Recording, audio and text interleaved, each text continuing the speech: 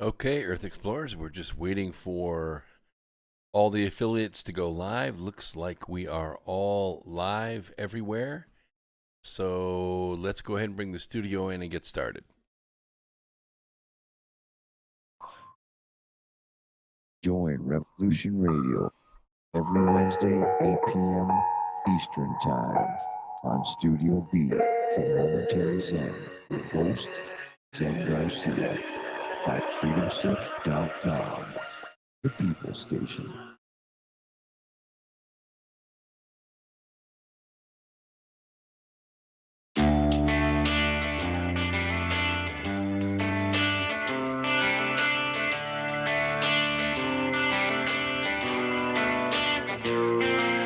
This is Thomas, a.k.a. a Mad Painter. I'd like you to join me Monday nights, 10 p.m. Eastern Standard Time for Open Canvas. Don't forget to bring an open mind. Yes, folks, that's right. Bring an open mind to an open canvas. Again, that is Monday nights, 10 p.m. Eastern. UFOs to government corruption. This is Revolution Radio, freedomslips.com. You don't need to expect us. We're already here.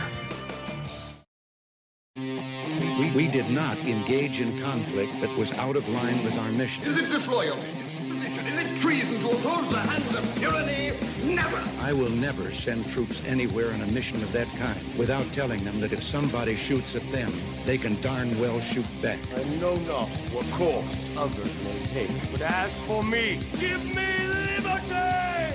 Oh, give me death! A dark cloud is finally lifting across the world as U.S. military intelligence and their global partners are destroying the deep state criminal power structure that has ruled over our planet for hundreds of years. We are free with the God-given right, and we shall not yield that right to any power on earth. Hi, I'm Scott McKay.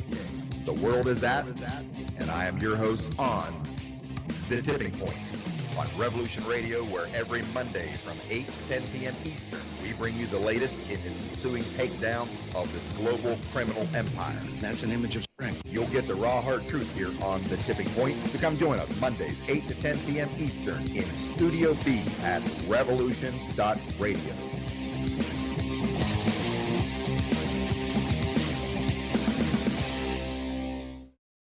This is the people's war. It is our war. We are the fighters. Fight it then. Fight it with all that is in us. And may God defend the right. Warning! Warning! We gotta stop them! They're gonna kill us all!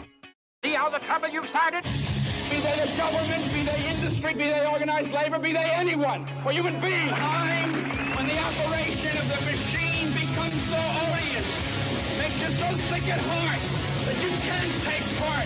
You can't even passively take part.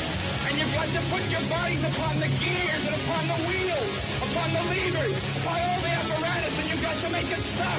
And you've got to indicate to the people who run it, to the people who own it, that unless you're free, the machine will be prevented from working at all. Revolution Radio at freedomslips.com, the #1 listener-supported talk radio station, throwing ourselves upon the gears of the machine. Revolution Radio, where information never sleeps. You called down the thunder, well now you got it. Right, you tell them I'm coming, and hell's coming with me, you hear? Hell's coming with me. Revolution Radio. Here we go, hour one.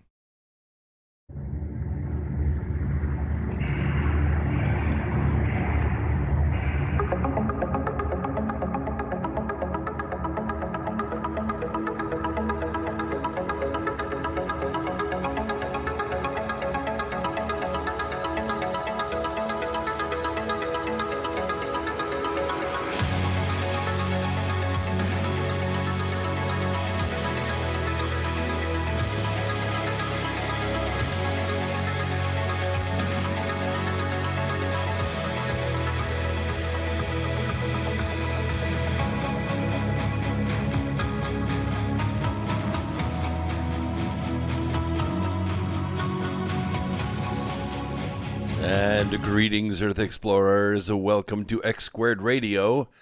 I'm your host, Brooks Agnew, coming to you live from an undisclosed location east of the Appalachian Mountains. This is where the past meets the future. In here, the results are always positive. We might go a little past your imagination, but have no fear. You will be safely traveling with us.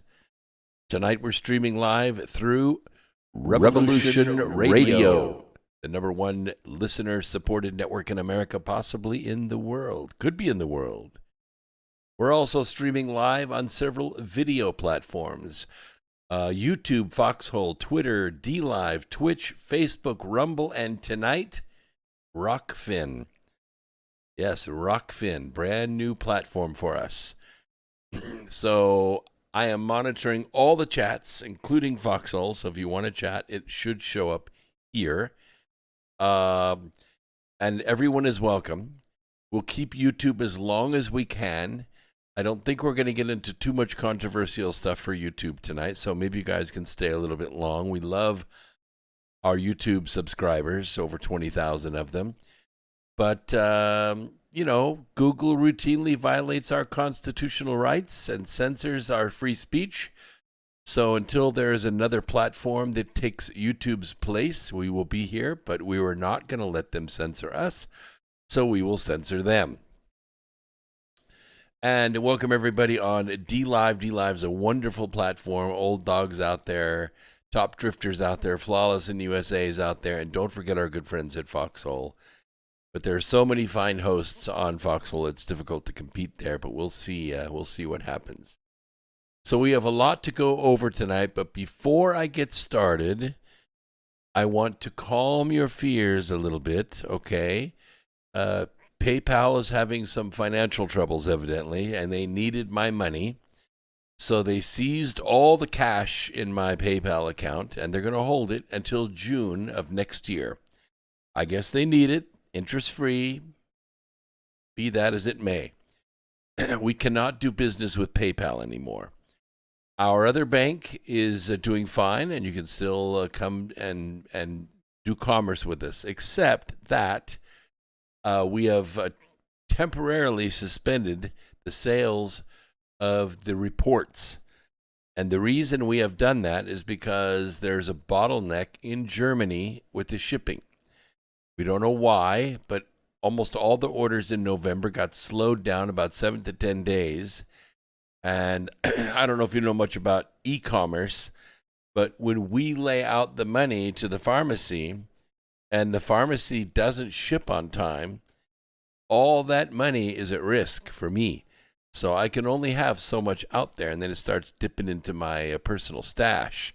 So once all those orders have been delivered and everybody's happy, then we will reopen the store and we will start doing commerce again. So have no fear.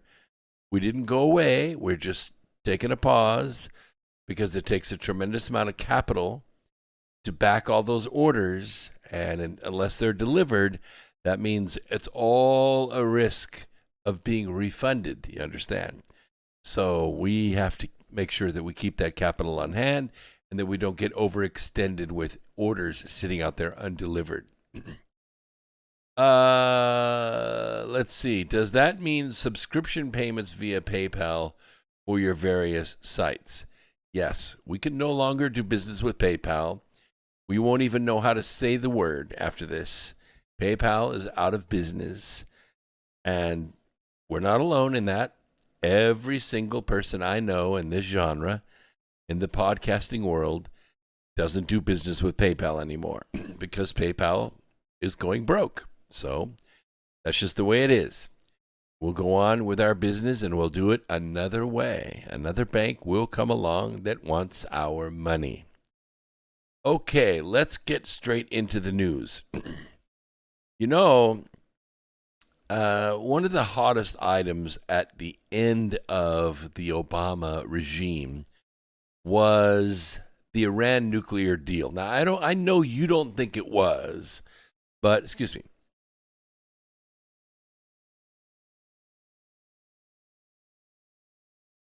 Iran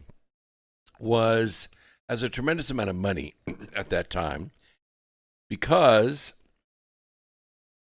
Barack Obama unleashed or unloaded all the sanctions that we had against them. And then he flew about, $2 billion worth of cash in the middle of the night. And it wasn't until he got caught about 4 or 5 months after he did it that he admitted that he did it. It was totally illegal. It was totally against the sanctions.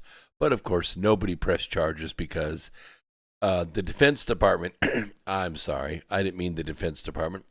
The Department of Defense, which is basically the Department of Justice, okay, they're all defense attorneys for the Democrat Party. They refused to prosecute. So what happened was Iran was able to use their extremely good engineering, way good engineering, to build facilities to enrich uranium. Now, you have to enrich uranium by centrifugally slamming protons into it and sticking it to it like bubble gum. And what happens is you build up the molecular weight until that uranium becomes enriched.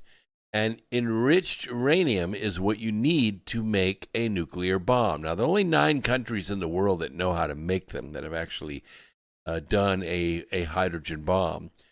But we don't want Iran to be one of them. Because if Iran is one of them, then that means Hezbollah and Hamas and all these little terrorist organizations that don't care if they live or not. In fact, they would just soon ride that bomb right to ground zero, hollering Allahu Akbar the whole way, and make themselves a martyr in a big flash of light. They don't care. That's why we cannot let them get a nuclear weapon. So Barack Obama was financing that. ISIS was distracting the entire Middle East with their U.S.-funded and enabled activities. And then President Donald Trump came in. The Iran nuclear deal ended within hours. Within months, ISIS was no more. Once General Mattis was fired, and the generals on the ground, I believe it was a year later, I believe it was 2019 or 2018, Christmas of, when President Trump flew over to Afghanistan, met with the general, which he called Raisin Cane. He won't say what his real name was. Asked him what the conditions were on the ground, and he voiced some frustration. And the president said, well, how long is it going to take to end this ISIS thing? He said, oh, we could do it in 2 months, sir. He said, well, my people in the Pentagon are telling me 2 years minimum. And General Raisin Cane said, you are talking to the wrong people. So while President Trump was putting more dressing on his plate, he said, I'll tell you what, I give you free rein. You take care of business here, and I'll go back to the Pentagon and take care of business there. And that's exactly what he did. He flew back to the Pentagon. He fired General Mattis for lying to him and for aiding and abetting the enemy. And ISIS was no more. 60 days later, it was done. Iran was exactly where we wanted them. They had sanctions on them. They were being watched. They were financially being choked down, and there was no help going to them for the nuclear deal. And it stayed that way for 4 years until the global syndicate took over the White House again through their shenanigans in the 2020 election, which basically took a couple of weeks for them to pull it off. But, you know, they did it. It didn't matter what happened on election night. President Donald Trump won handily on election night. But a few days later, everything was different because of Ballots R Us and the Chinese printing presses sending in pre-voted ballots in the middle of the night for several days until, well, then the election was stolen. Everybody knows that. Anybody that denies that is just fooling themselves, or they are flat-ass lying to you. That is what happened. So now what we're dealing with is, again, a nuclear-encouraged Iran because of that botched election. And everybody knows it, but nobody wants them to get the nuclear weapon. Even the people that say that the Iran nuclear deal was a good thing, they don't want Iran to get a nuclear weapon. But the people that say it was a bad thing, they don't want Iran to get a nuclear weapon either. And some of those people are American, yes. And some of those people are other countries that would be affected by this. So recently, there was a huge explosion that shook Iran's main enrichment facility at the Natanz nuclear site on Saturday, which was about 4 days ago. So the Islamic regime has confirmed in what Tehran claims was part of a military drill that the explosion did in fact take place. Now when these things happen, it is usually a hostile act, okay? It's not a mistake. Somebody didn't throw the wrong switch or forget to turn the burner off or something like that. Several Iranian news outlets reported that a hostile drone was destroyed. Now, this is probably pretty accurate, that somebody snuck a drone in there, a stealth drone, well into Iranian territory and hit this thing. Israel, which never confirms attacks on Iranian sites or targets, was not blamed for this blast. However, the country's defense minister was, let's say, he was a little coy. He was a little bit, I can neither confirm nor deny when he was asked about the attack. And he couldn't say whether it actually happened or not. But satellite images don't lie, okay? He said, Deputy Defense Minister Alan Schuster said 3 days ago, "We don't ask a man what he did at night, but we are currently trying to bring about a change in the motivation of the whole world through diplomatic means. Iran is a problem for the whole world and not just the state of Israel alone." And he's right, because once a sponsor of terror gets a terrible weapon, all he really needs to do is motivate somebody to drive it in there in a Toyota pickup truck and push the button. And there's lots of motivation to do that. Now, spokesman for the Iranian army, whose name is General Amir Tariq Hani, said that the blast, which by the way was felt 12 miles away. Think about that. How big would a blast have to be for you to feel it 12 miles away? We're not talking about commercial fireworks here. This was a serious blast. He tried to dismiss it as part of a routine missile test. Yeah, on Iranian territory at the enrichment facility. Right on, Amir. So, let's see here. What did they say? Tariq Hani said, "An hour ago, one of our missile systems in the region was tested to assess the state of readiness on the ground, and there is nothing to fear." That's when you know. When they say that, that's the old Tariq Aziz moment. You remember who Tariq Aziz was? If you're old enough, you probably remembered when news went 24 hours a day in 1991 during the Gulf War.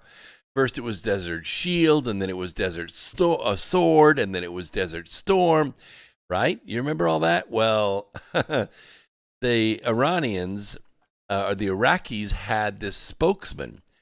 We called him Baghdad Bob for short, but his name was Tariq Aziz. And he spoke English, but he spoke with a heavy accent, and he was all the time talking about how the fire of God was going to be called down upon the Americans, and they will be eviscerated in the desert. And he spoke like that. And it went on and on and on. And we really didn't know when or where the Americans were going to attack, at least across the Kuwaiti border into Iraq. But they did. And the funny thing is they tricked the media, because they told the media, "Oh, we have all these amphibious craft, and we're going to go around this area. We're going to land on this beach, And we're going to come in, and you know what? All the reporters ran down there with their helmets and their flak jackets, and they set their tripods up. Oh, they were going to film the Americans dun, dun, dun, dun, dun, coming in over the beach, And that's not what happened. That's not what happened. Yeah. Schwarzkopf duped them all. And the press ran down to the coast to get pictures of the beach landing coming in and across the desert. And they went right straight over the Kuwaiti border and straight up the highway. And of course, as they did, they blew up every single tank they could find. And the B-52s, let me tell you, the last thing you hear in life is the sound of a B-52 flying overhead. They pounded and pounded and pounded the crap out of those bunkers in the desert.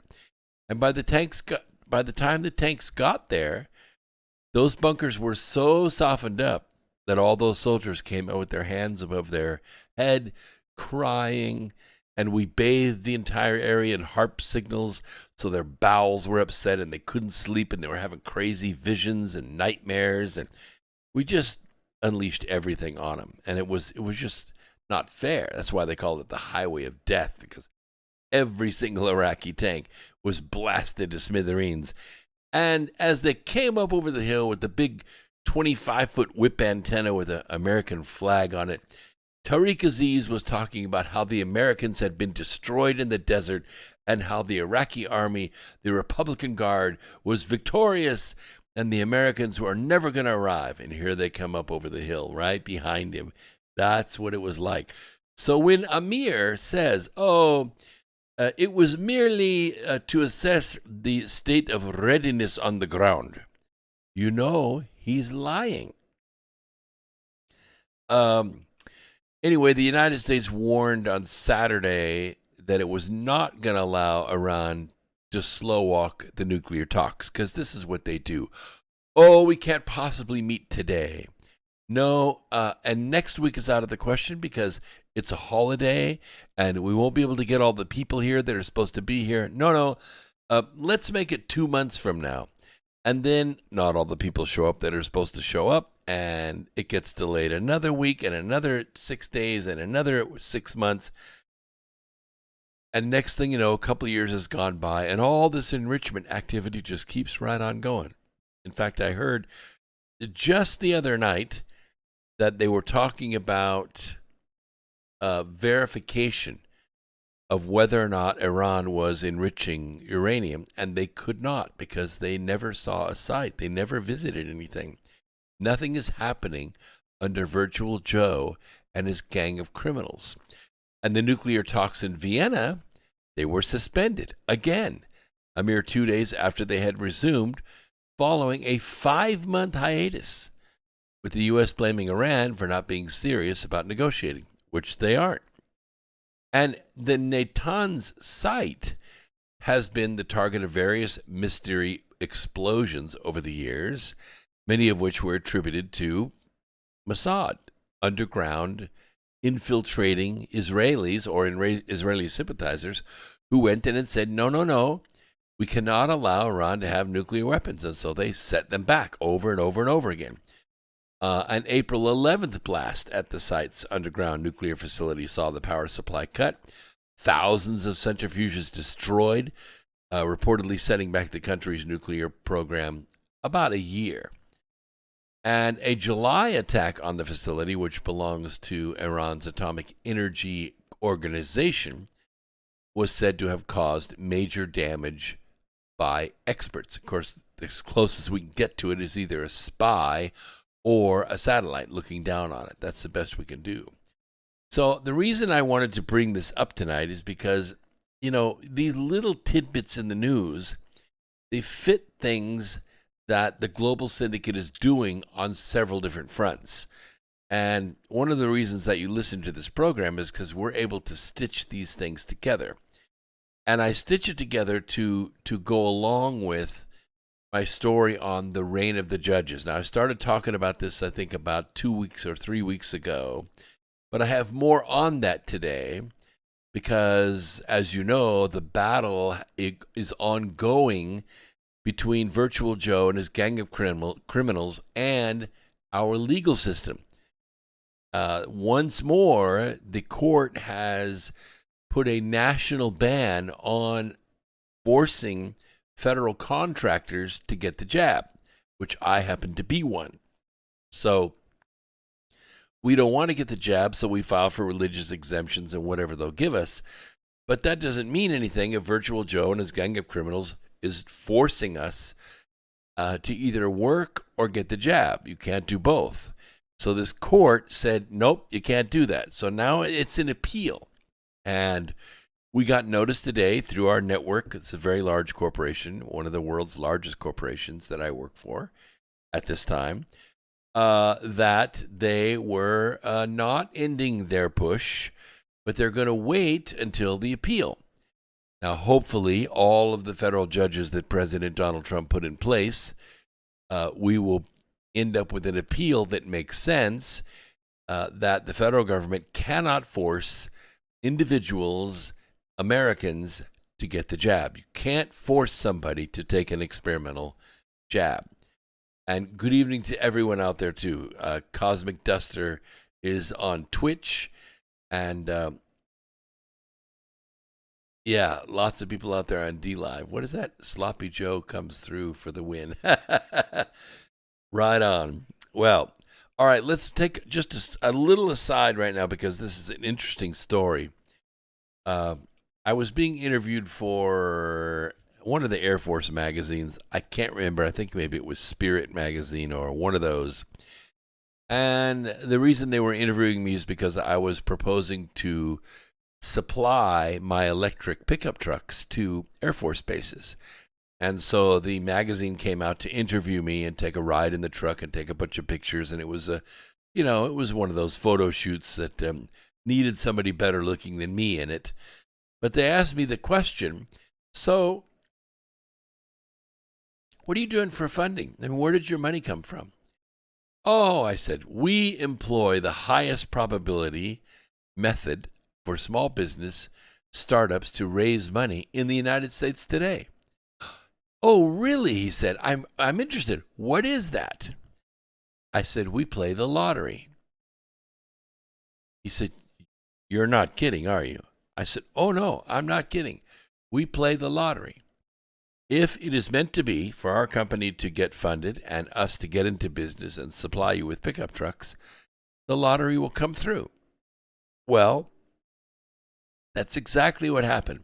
Not for us, for someone else in North Carolina. But I think you'll find this story very interesting. A man in North Carolina accidentally bought a pair of identical tickets for the same lottery drawings. Yeah, same number. I don't know how you actually do that unless you filled it out. He manually filled it out and they gave him 2 tickets. But he won twice. Both tickets won. $25,000 a year for the rest of his life. That's not a bad stab. 49-year-old Scotty Thomas lives in Fayetteville, down there by Fort Bragg, told the North Carolina Education Lottery he was thinking about the Lucky for Life drawing, but could not remember if he'd already purchased a ticket. I was just laying in bed watching a basketball game on TV, and I couldn't remember if I filled it out or not. He's a dump truck operator. So he went ahead and he filled it out again.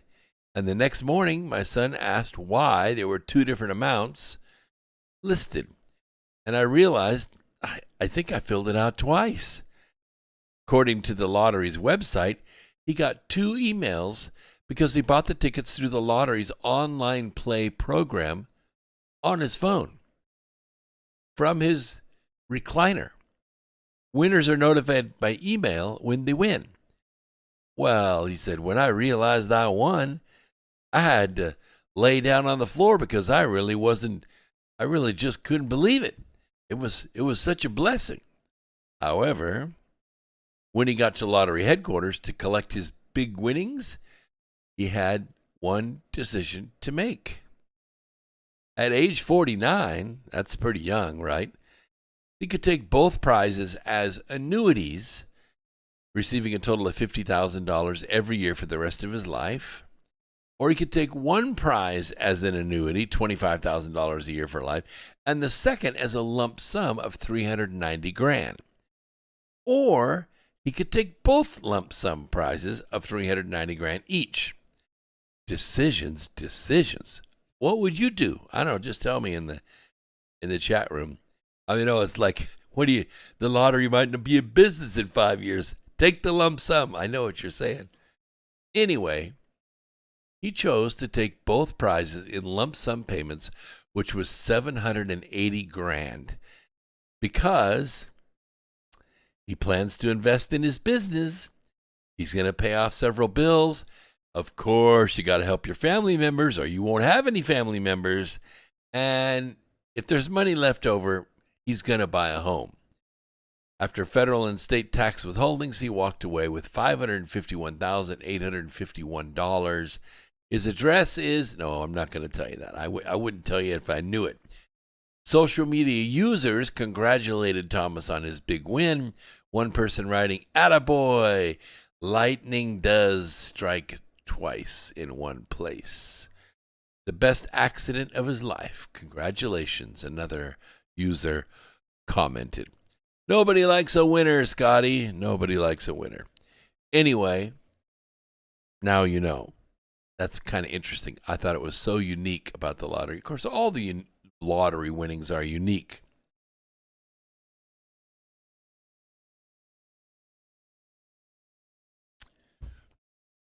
My big question about the education lottery, before they had the lottery, they used to tax the crap out of people on their property. And they still tax the crap out of people on their property. And they still collect the tax. And they still put it toward education. And now they have the education lottery on top of that. So we ought to have the best damn schools on earth here, because there's a whole bunch of money in there, because they don't lose money on that lottery. They got to figure it out. They know exactly what the winnings are going to be. Their winnings are going to be.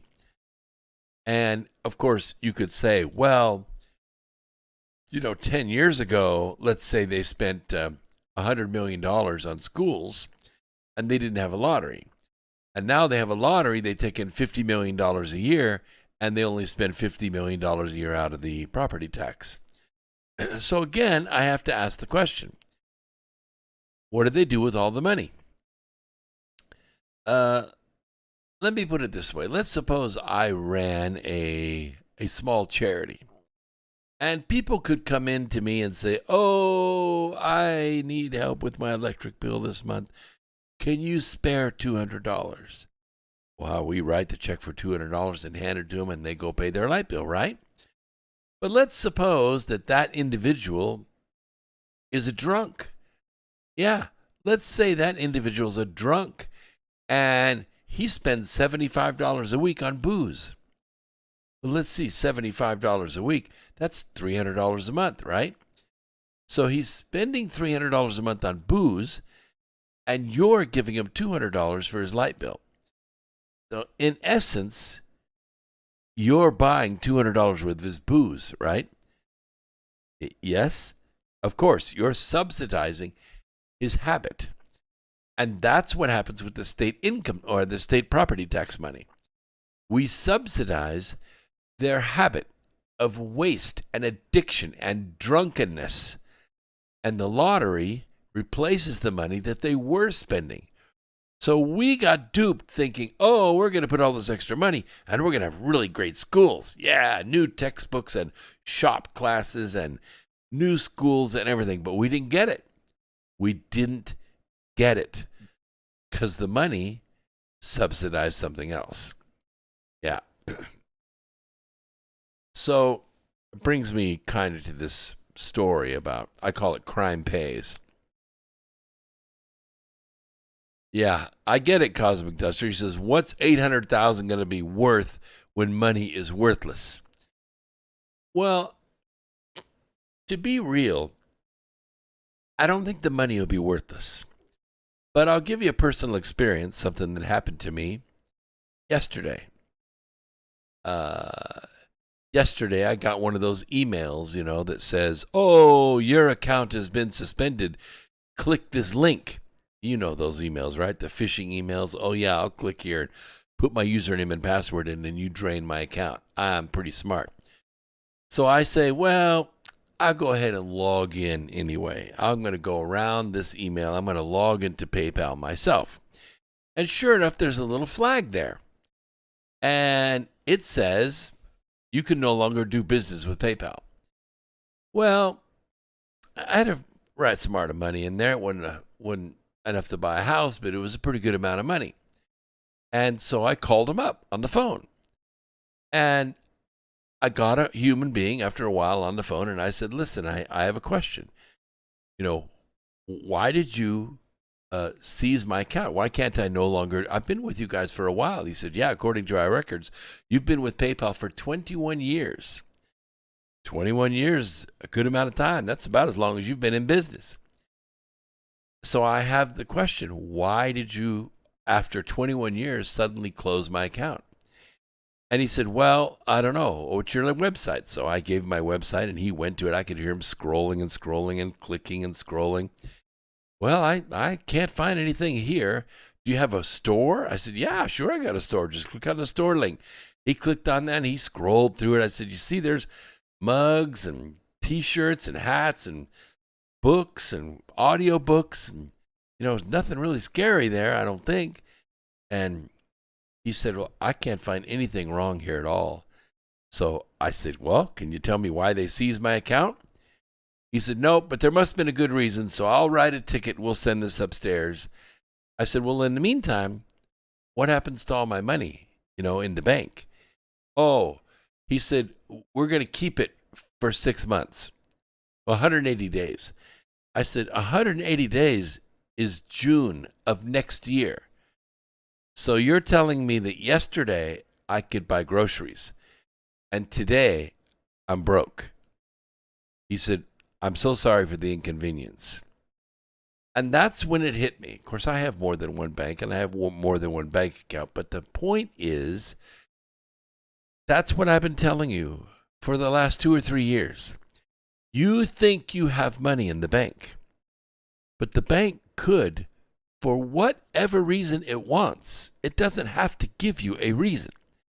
It can just close your account and take your money. Now they say, oh, well, we'll pay it back to you in 6 months if there are no expenses. Like if we don't have to get a lawyer, or we don't have to hire an accountant, or we don't have to refund any of your money for some dispute, you'll get the money back in 6 months. Are you kidding me? That's how quick you go from existing to not existing. From being somebody, from walking down the hallway with confidence, I got $5,000 in the bank, I feel really good about myself, to having zero. All those months of work gone in a click of a mouse. That's what I have been telling you. That's why I say take 25% of your revolving cash and turn it into silver. Buy silver with it. Got a PayPal account? eBay uses PayPal. All the silver merchants use eBay. Go to eBay once a month and turn 25% of your revolving cash into silver. And after a while, you're going to end up with pounds and pounds and pounds of silver, which, by the way, is selling for $27 an ounce. It's not what you could sell it for, but it's what you buy it for. You probably sell it for about $23 an ounce. Still, each 10-ounce bar is worth $230. So you pile up a bunch of those, and you got some money. And here's the thing about silver. Nobody can take it away from you. Not unless they're willing to kill you for it. And I have a feeling that you would protect it. The point is, silver is money. Always has been. And when the bank makes that little click that says Brooks Agnew doesn't exist anymore today, you could say, screw you. I do exist because I got my own magic kitchen. I got my own silver, and I can turn it into cash anytime I want, anonymously, and there's nothing you can do about it. That's what I'm talking about. And I used to think, well, maybe it's a smart idea, to keep cash at home, keep it in a box, keep it in a jar, keep it in a pillowcase, keep it somewhere, right? I used to think that was a smart idea, but then I thought to myself, wait a minute. What happens if the bank says nobody's cash is worth nothing? Everybody's cash is suspect. We're not going to allow cash purchases anymore. And you can't bring your cash to the bank. We don't want it. We don't want it. If it's not already in the bank, we don't want it. You're broke, okay? No cash purchases. It's illegal. It's against the law to pay cash for anything. Then what happens? You see, all that money you have at home, if the federal government decided, yeah, all that money, there's too much counterfeit out there, we're going to reissue new currency. Oh, you think, oh, they would never do that. That's too much work, too hard to do. Well, I tend to agree with you, but what if the government said, there's too much counterfeit cash out there, cryptocurrency's totally unregulated and we can't rely on it, so we're going to outlaw cryptocurrency. We're going to issue our own blockchain, our own government-approved cyber currency, digital currency. China's trying to do it right now, the digital yuan. You watch during the Olympics, it's going to be introduced. The digital dollar. The digital dollar. It won't mean anything. It's just a digit. It doesn't mean a thing. There won't be any more coins. There won't be any more paper. There won't be any more $100 bills. There won't be any more, doing deals on the sidewalk anymore. If you do a deal, then a person's going to have a bank account with the digital currency. So if you go to a massage parlor and they put it down as, Susie's Entertainment Service, they know what Susie's Entertainment Service is, and they don't approve the purchase. Susie's out of business. You can't buy marijuana. You can't buy bootleg alcohol. None of that. All that goes away. And you know what? I used to think it would be hard to sell, but I don't think it'll be hard to sell at all. Because I think you got about 50% of the country, they don't think they're ever going to own a home or a new car anyway. So they don't want you to own a home or a new car. And they're never going to have a 401k, so they don't want you to have a 401k. And they're not going to have a cash account with $200,000-$300,000 in it with an IRA or a Roth or something. So they don't want you to have it. See, they're going to vote it in because they think in their mind. And I saw another ad just today in a magazine. It wasn't even online. It was actually in a paper magazine. If the world's billionaires would just pay their fair share, we could feed all the starving in the world. You know how many people are starving in the United States? Canada? Mexico? South America? Europe? Russia? 0. Nobody's starving. Nobody's starving. There are no hungry kids in the United States of America. There's no reason whatsoever a child should ever miss a meal in this country. We have way too many systems to feed people. It doesn't exist.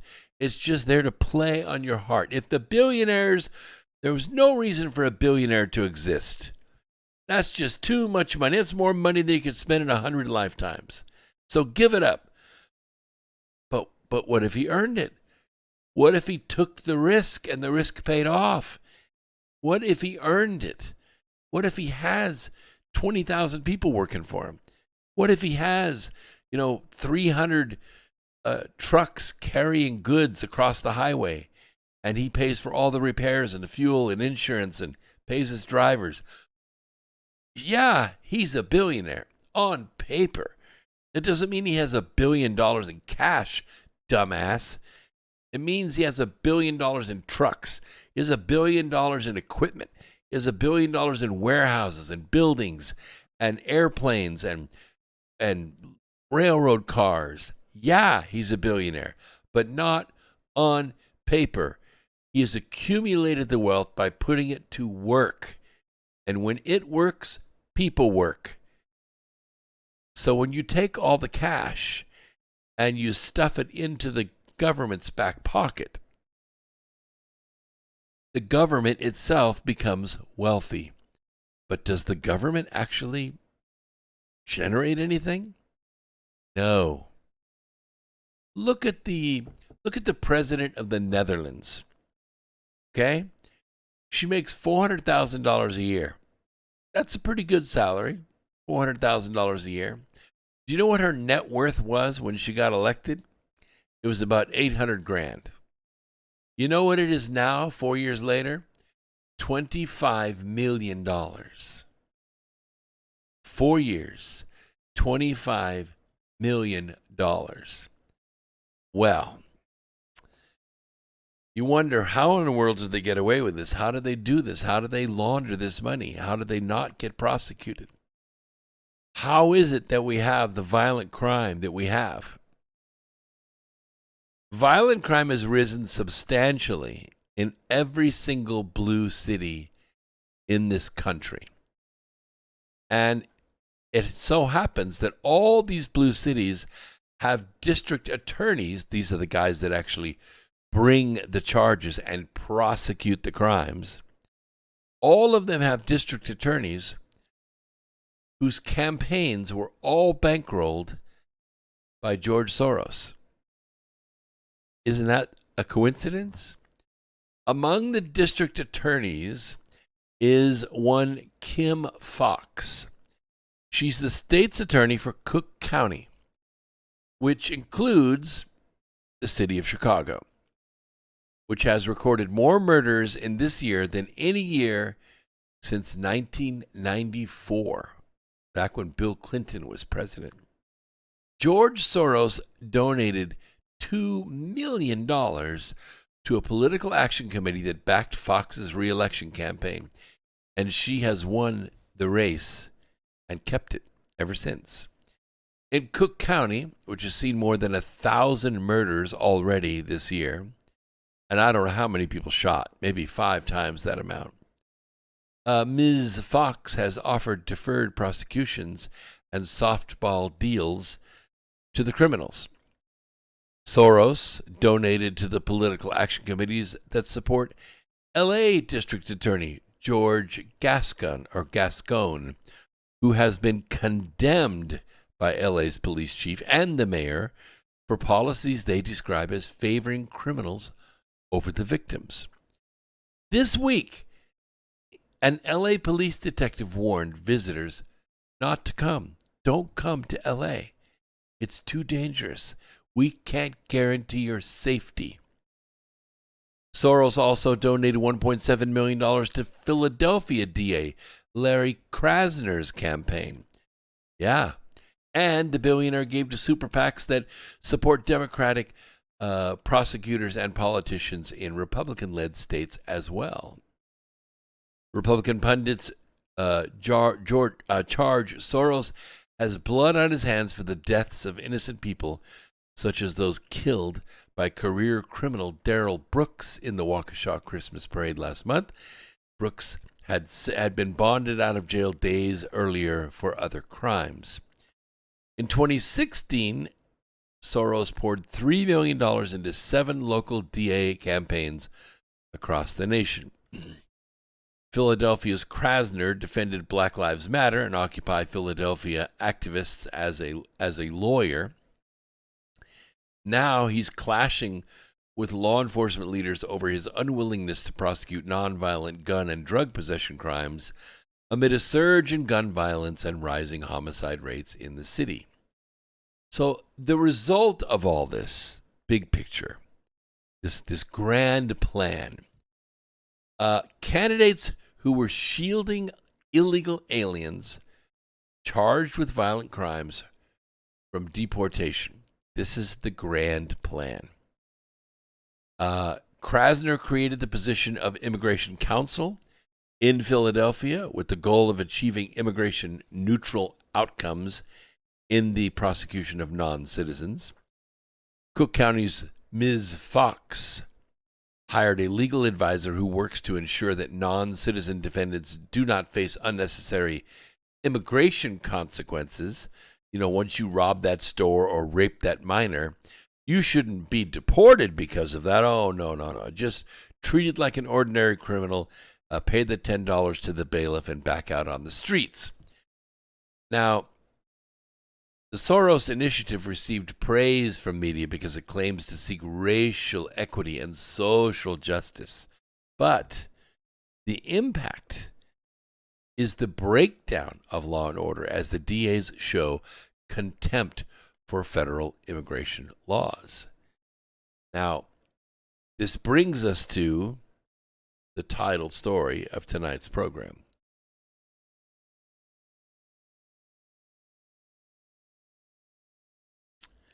I have talked about, and I have written about, the reign of the judges.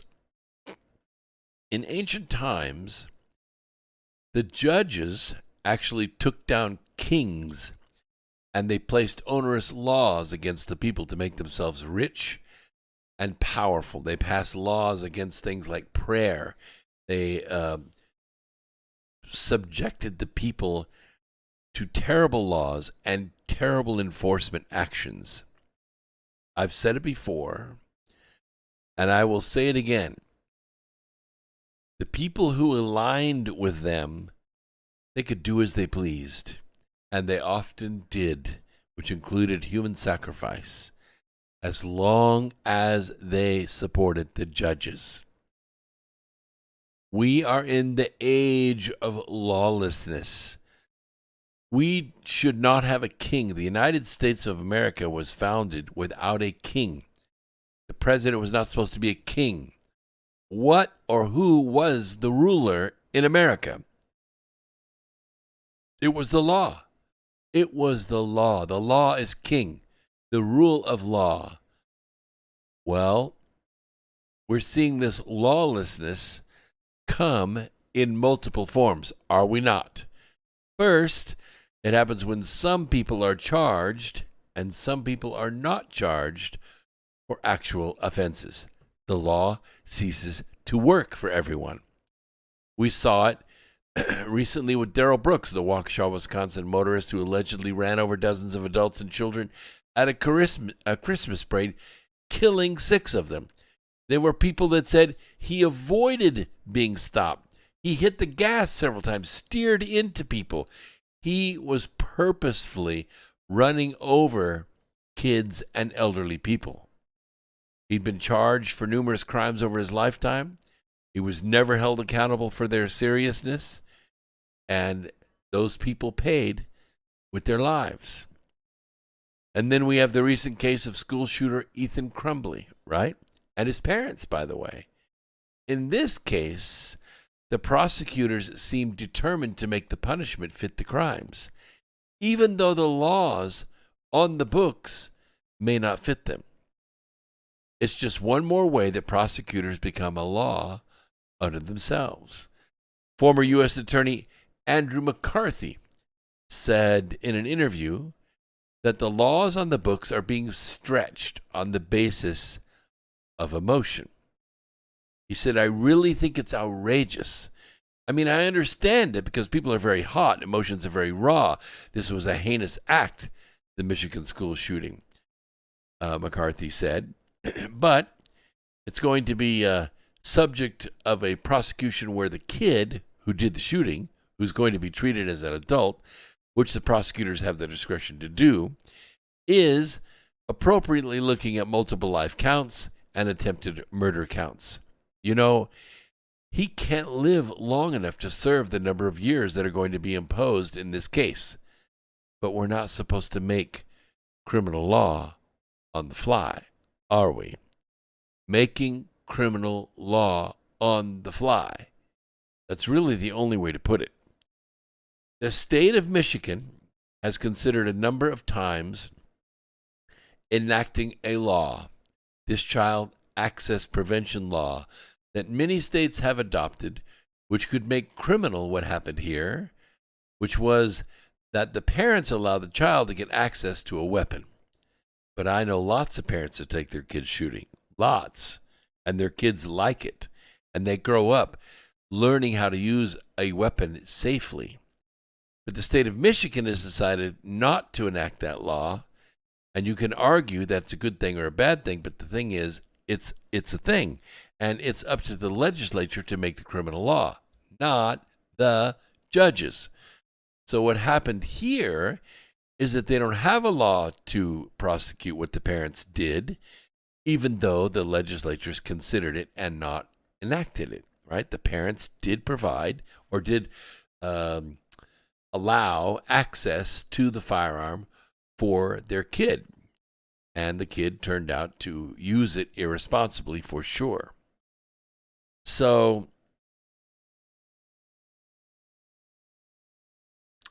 at a time when everybody's emotions are high and they're raw, the prosecutors are creating a crime on the fly to attach to the parents, right?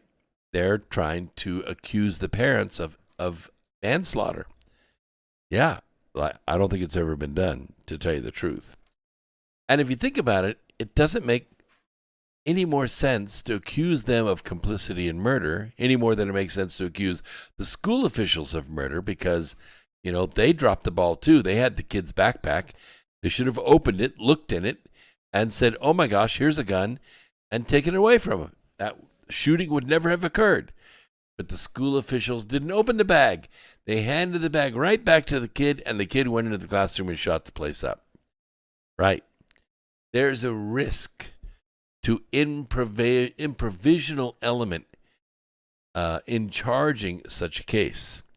The question is whether there's actual knowledge or complicity by the parents as opposed to negligence. In other words, here's the gun, take it to school, go shoot the place up. Otherwise, charges in this case could present strong grounds for challenge. Andy McCarthy's argued that the prosecutors seem to be making up their own law in these charges. This law does not exist. And maybe so, prosecutors will have to make a case that this is not just a workaround the absence of a child access prevention law, which they tried to get passed and could not. McCarthy also said, I've never heard of a case where you see the parents get charged under circumstances where there's no evidence they had any complicity in a plan, or something where you know there was an actual objective to kill people. And I've seen a lot of cases like this. And he goes on to describe it.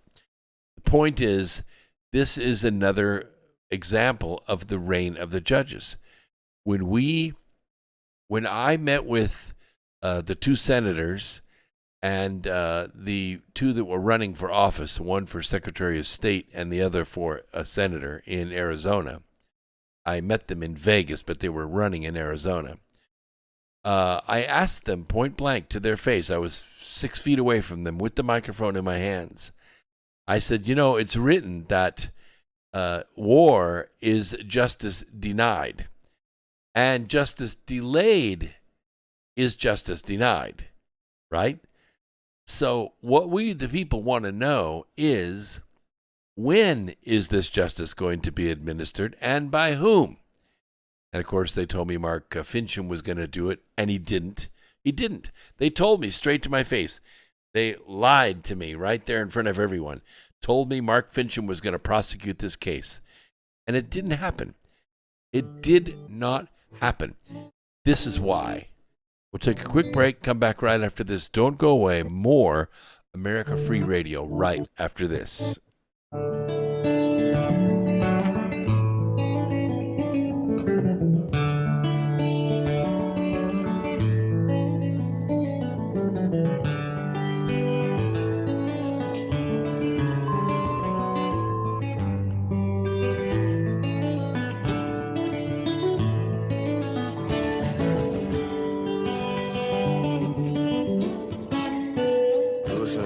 Radio at freedomslips.com, and we'll be right back after this message.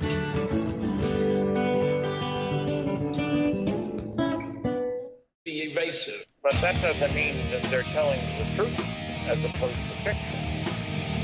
And in Genesis chapter 6, verse 4, There were giants in those days, and also after that, when the sons of God came unto the daughters of men, indicating that there were giants before the Nephilim. And sons of God, plural. They weren't talking about Jesus coming down. No, that's right. Yeah. Uh-huh. I'm Steve Crawford, host of Factor Theory Live. Join me every Sunday night from 10 p.m. till midnight Eastern Standard Time on Revolution Radio at freedomslips.com. Check it out.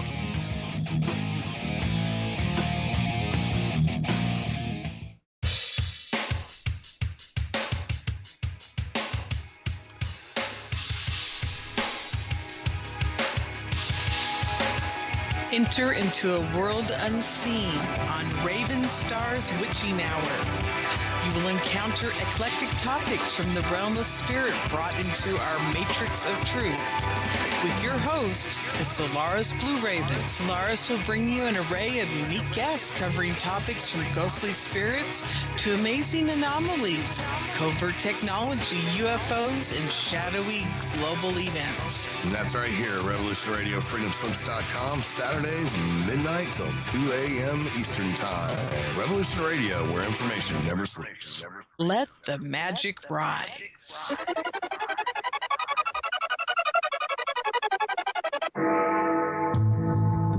Galactic Interstellar Council on Revolution Radio Studio A, Fridays at 2 p.m. Eastern. Join us as we traverse the starseed paradigm, as expressed in the time-space continuum that we know as the divine expression of love and light. Integrating this conscious unity into the galactic paradigm. So welcome all, both terrestrial beings and galactic beings as one. So be it. You're listening to Revolution Radio.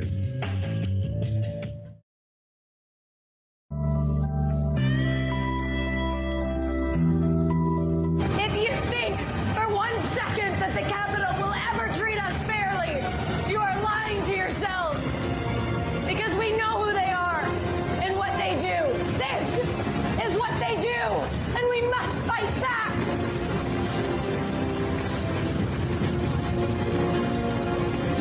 You can torture us and bomb us.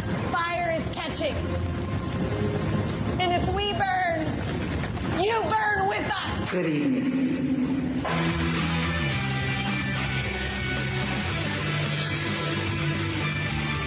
Are you awake yet? I hope. We've tried and we've tried for years and years to use passive resistance and loud voices to make a change. But time is over. Your governments around the world have no other goal than to decimate your entire existence at the hands of the bankers and the elites. The war is coming, and it's your choice to decide if you want to be a warrior or a victim. Denial is not a choice anymore. Revolution Radio, freedomslips.com, the #1 listener-supported radio station on the planet. Not giving up. Revolution Radio.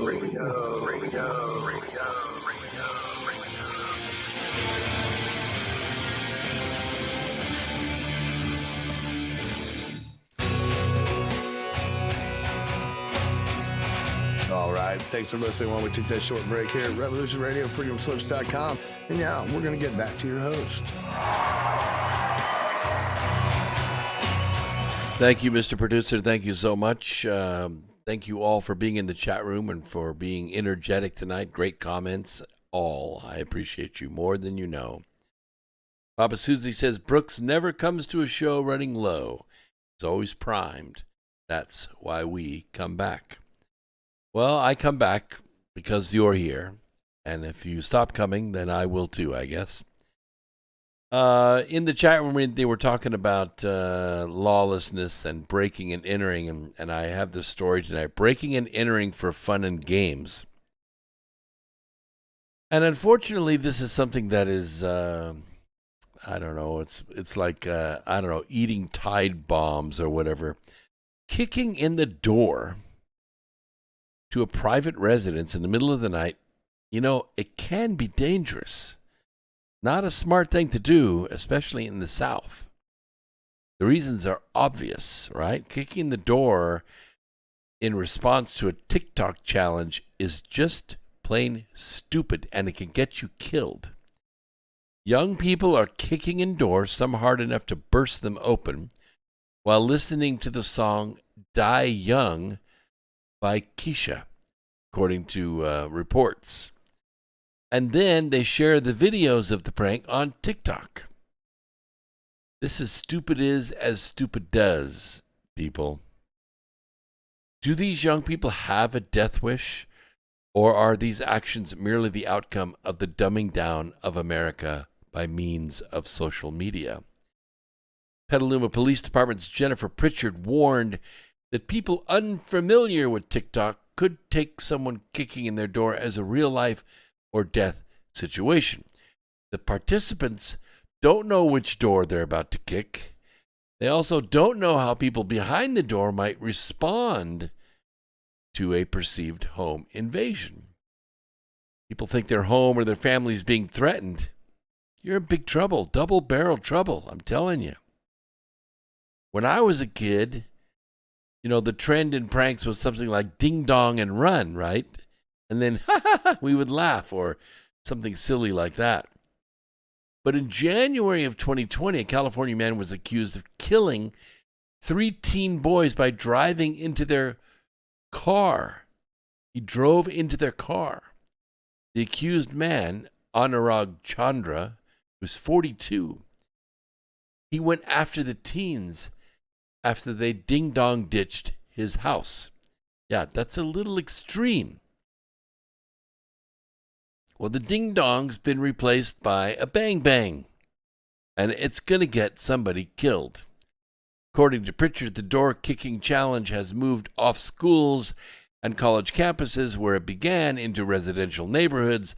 The 2 9/11 calls have recently been called in from residents in the Petaluma area. One incident was caught on a home surveillance camera, and it shows a door being kicked in hard enough that the home needs hundreds of dollars in repairs. That's where you kind of shatter that jamb that goes down beside your door as you smash the deadbolt right out of the frame. I mean, that's a lot of damage, but that's a hell of a kick. There are felonies or misdemeanors involved when there's property damage, because if it's over $500, it can definitely be a felony. And we don't want these consequences to occur. I don't want to see one of these kids, 14, 15-year-old kids, getting hurt when some homeowner, hears them pull up, hears the giggling out front, sees the door smashed in, it's pitch black, and he unloads with a shotgun. This is not going to be good. Oh, it was just a prank. Oh, we were just kidding. Yeah? Well, now there's 2 or 3 dead kids and one that can't see for the rest of his life. So this is what's happening. In March of 2020, Gabriel Vaughn of Sportsman's Arms in Petaluma, California, said this, and I quote, "I've sold 12 handguns in 2 hours. People who tell me that they don't like guns, but they're here, begrudgingly, to buy one. And if it makes somebody feel safe and they're legal to own one, then sure, they'll sell it. And by the way, ammo sales are on the rise too." So, if you think about this very long, you see this is a recipe for disaster. Imagine somebody being yanked from sleep in the middle of the night by the front door being kicked open, having recently purchased a shotgun out of fear or roaming criminals or somebody else's house that got banged in. The owner armed himself, walks in the living room, the door burst open, and the homeowner, new to guns, points and shoots out of fear for his family. Some kid's going to die. And you know what's going to happen? Gun laws will be flying from here to San Francisco. So, several years ago, let's see, this is pertinent here. Oh, yeah. Yeah, this guy reported, my house was out in the desert, not in a subdivision, out by itself. And one night, he was awakened by a ruckus outside. So he grabs his trusty .357 Magnum, told his wife to stay put, and he went to investigate. I know, it's like the makings of a horror flick, right? The door burst open as he walked into the living room, and several men tumbled into the dark room. Well, he didn't shoot into the group of men. He fired a round into the ceiling of his own home. That's a .357 Magnum, by the way. I bet everybody's ears were ringing when he fired that. And the men got up and ran out into the night, right? Crapping their pants the whole way. Authorities told him later that it had something to do with a drug deal gone wrong, and the men had dropped their firearms in a ditch near his driveway. Well, I've never accidentally shot my weapon, ever. I'm well trained, and I've trained lots of people, gone shooting with lots of people.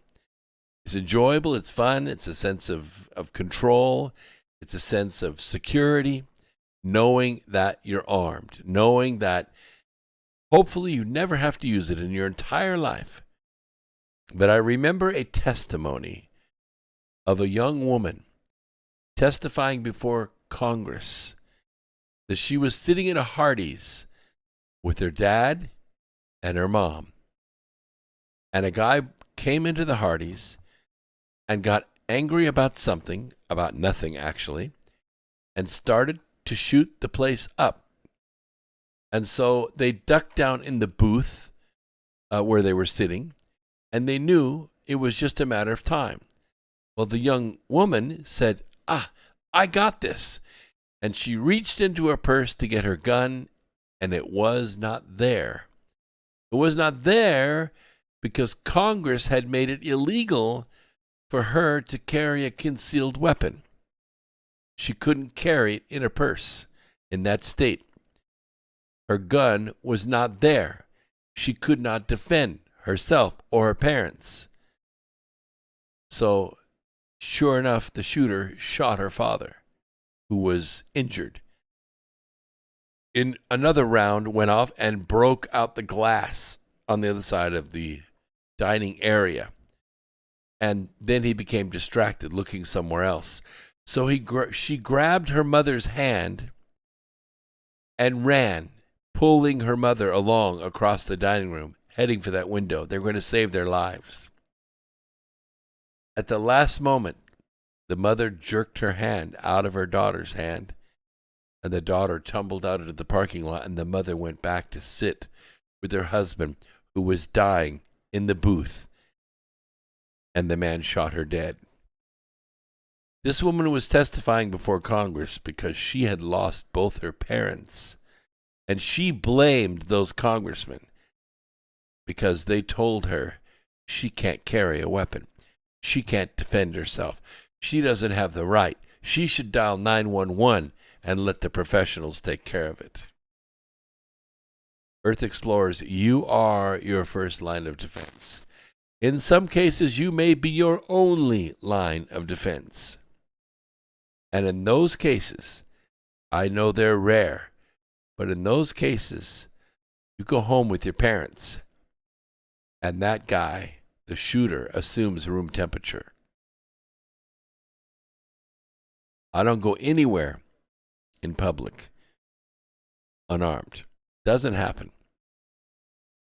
So be careful if you're planning on participating in this kick the door prank or in these flash robbing that we talked about on Sunday.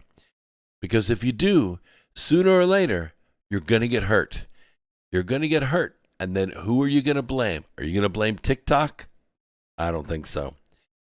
If you're participating in the crime, eventually you're going to get caught and you're going to get hurt. We don't want that to happen. All right, let's talk a little bit about the Belt and Road. This is something not many people know a lot about, or even people that do know a lot about it, they got it wrong.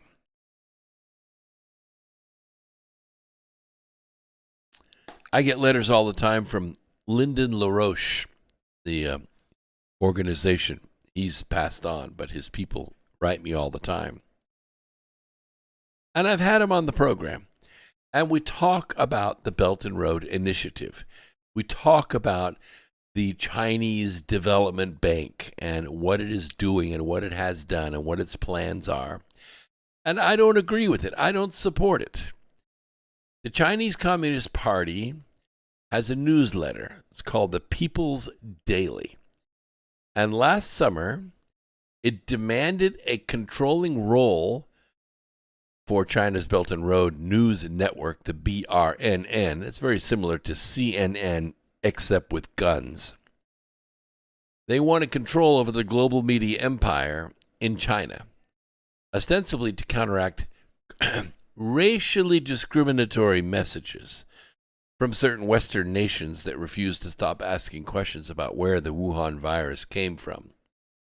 So the People's Daily pushed this CCP propaganda about its supposedly magnificent leadership in fighting the coronavirus to its logical extreme.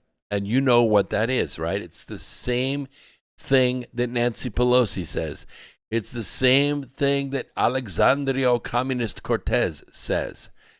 They demand that China be allowed to take charge of media coverage in other countries so that Beijing's uplifting narrative becomes the standard everywhere. The world's worst censors invoked the importance of truth as the reason they should be allowed to censor everybody else's news, including ours.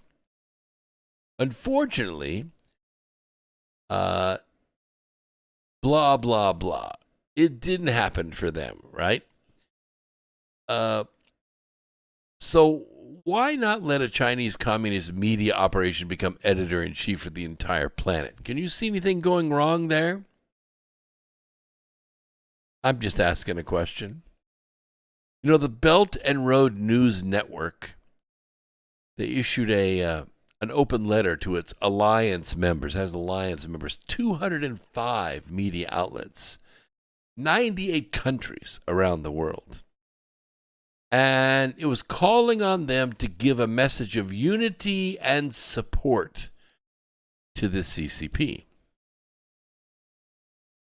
That is very much in line with the global narrative in the Belt and Road News Network.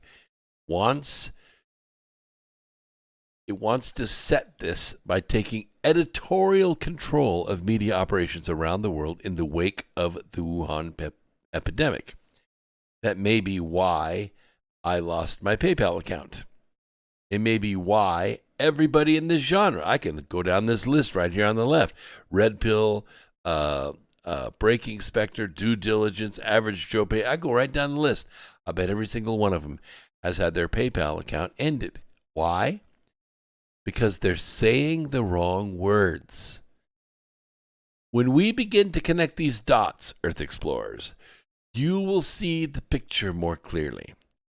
As the Belt and Road Initiative gains pace with over, and this is going to blow your freaking mind, 130 countries signed up with the President Xi's project of the century. The real purpose of the CCP is calling for military control of the global media empire. That's what they want to do. These 6 rich white guys that are controlling all the media in the world. Of course, there's about to be another social media come into the game. Be interesting to see how that turns out. I got to thinking about it today. You know, President Donald Trump decides to open up his own social media. Devin Nunes announces, I'm going to drop out of Congress and I'm going to work with President Trump and his new social media empire. And I thought to myself at first, gee, that seems kind of petty, you know, that he would quit his very powerful position on a committee in Congress, which, by the way, isn't too powerful when you're in the minority, to work with the president's social media. How petty. Then I thought about it. Wait a minute. If President Donald Trump opens a real social media platform where he cannot be censored, there are going to be 100 million members to that thing overnight. 100 million members. 100 million members that can be tapped for $5 anytime he wants. $500 million. Like that. $500 million in just a few seconds he could lay his fingers on to support candidates.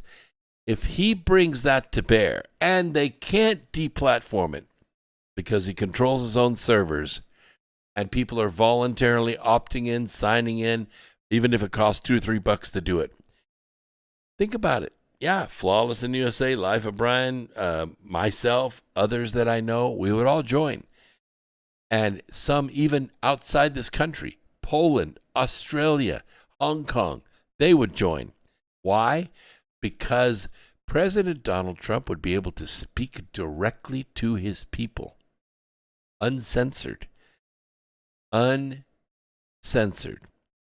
Now, the CCP-controlled banks, which would be all the banks in China, and a few of the top 20 banks in the world, by the way, they've deployed what's called debt trap diplomacy.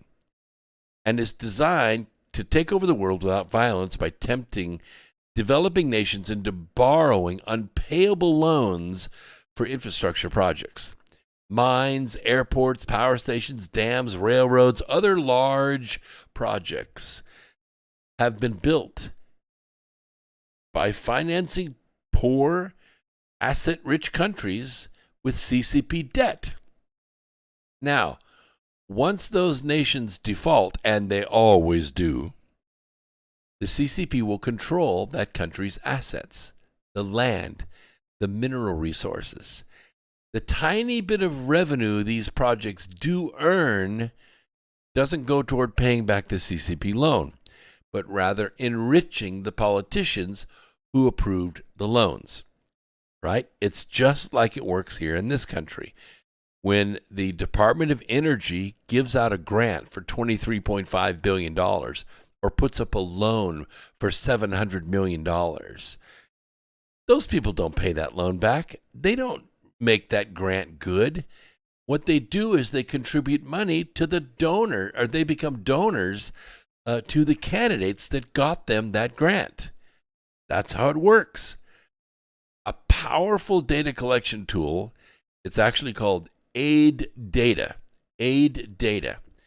They released a report, and it was titled Banking on the Belt and Road, Insights from a New Global Data Set of 13,427 Chinese development projects. That's a lot. By the way, it totals over $400 billion. All this is hidden debt from poor nations. The basic conclusion by the Aid Data database is that there are major implementation challenges with 35% of the BRI projects, it's Belt and Road Initiative. And the problems are the same problems we see in this country. Scandals, labor violations, environmental hazards, public protests. Brad Parks from the Aid Data states a growing number of policymakers in low and middle income countries are mothballing high-profile BRI projects because of overpricing, corruption, and debt sustainability concerns. They don't want to go in debt, okay? The CCP seizes assets if those debts are not paid back. So they don't want to go in debt, but they're being forced to. These debt traps are not as blatant as the U.S. Monroe Doctrine-style loan programs of the 20th century. They compete with, or complete with presidential assassinations, weapons for drugs, for cash networks. The CCP often loans good money after bad to keep these projects afloat because they're not on schedule or because the railroad or the power station needs to be bigger than it currently is. I'm going to skip this part about Costco, but one country in South America, we've already seen what happened to Venezuela, but another one is Peru. So Chinese firms, which are all CCP, have invested $30 billion in Peru. You think, Why Peru? What the heck? It's a figure exceeded only by money spent in Brazil, which is way richer on the east side of the continent. The principal sector in Peru is mining, which has absorbed more than half of all these investments and has proven to be an excellent source for the mineral materials China needs to keep its industrial sector humming. And one of those minerals is copper. Peru produces it in huge supply. It's the world's second leading exporter of copper, and it exports 2/3 of its total production to China, only to China. Because China put up the debt money, they also get all the assets from Peru. So coincidentally, this port that they built in Peru, which is called, let's see, I'll find the name in a second. The port can service an entire CCP carrier group of about 40 ships right in the Western Hemisphere. Hello? Africa is just now feeling the CCP muscle being applied to the Boa Belt and Road. The CCP views Africa as a continent uniquely suited to its political governance and economic development model, and in recent years has grown increasingly confident in its ability to export these concepts to African countries. Why do you think that is? Because all the African leaders are corrupt, all of them. So the Chinese make those guys rich, and they take over their countries. Let's see here.